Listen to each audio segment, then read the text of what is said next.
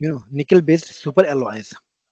So nickel-based superalloys are the class of the high-performance alloys primarily composed of nickel Ni along with the other elements such as the chromium, cobalt, molybdenum, okay, titanium, and aluminum. Okay, so these alloys are designed to operate under the extreme conditions such as high temperatures, corrosive environment, and mechanical stress, making them ideal for application in aerospace, power generation, and industrial gas turbines. Okay, so these are the example.